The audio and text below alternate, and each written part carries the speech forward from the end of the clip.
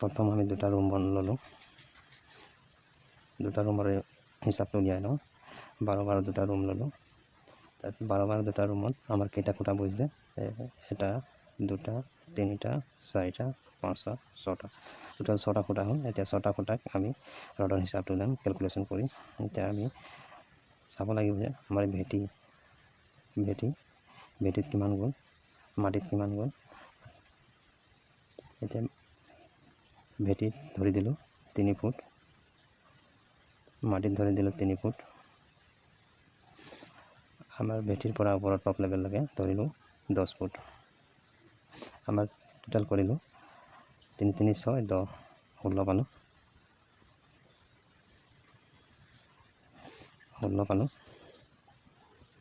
16ক আমি এটা পোষ্টত আমি 3টাকৈ ৰড ধৰিম। 3 দি পূৰণ কৰি দিওঁ।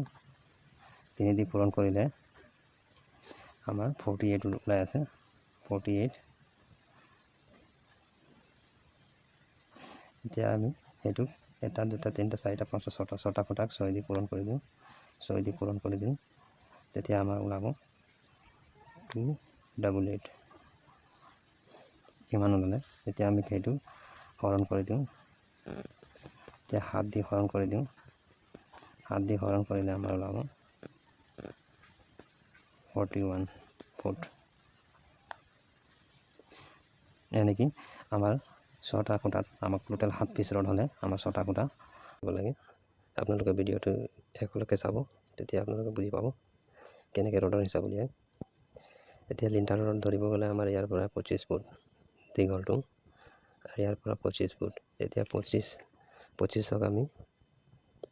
25ক আমি এডাল দুটা ৱাল 2 দি পূৰণ কৰি দিওঁ। 2 দি পূৰণ কৰি দিলে আমি পাম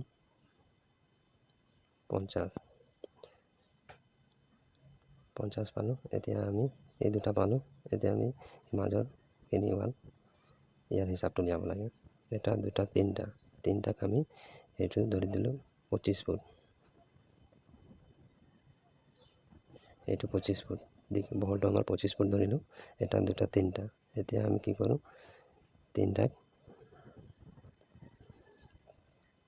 25ক 3 দি পূৰণ কৰি দিওঁ।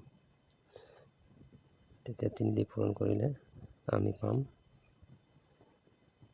75। 75ক আমি 50 আৰু 75ক আমি যোগ কৰি দিওঁ। তেতিয়া আমি পাম 125। এতিয়া আমি 125ক আমাৰ স্কোৱাৰ ওলাইছে 125। এতিয়া স্কোৱাৰ ওলাইছে 125। 1 2 3টা চব স্কোৱাৰ ধৰি এতিয়া আমি ইয়াত লিণ্টাৰত 3ডালকৈ ৰড দিব লাগিব। 3ডালকৈ ধৰি দিওঁ। এতিয়া 3 দি পূৰণ কৰি দিওঁ। 3 দি পূৰণ কৰিলে আমাৰ 375 ওলাইছে। এতিয়া আমি 375ক আমি হৰণ কৰি দিওঁ।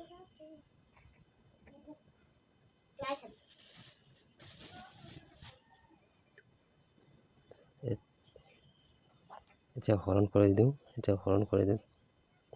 9 দি হৰণ কৰি দিলে আমি পাম 41 ফুট। তেতিয়া আমাক লিণ্টাৰত লাগিল 9 পিচ। 9 পিচ ৰড আমাক লিণ্টাৰত লাগিল 9 পিচ।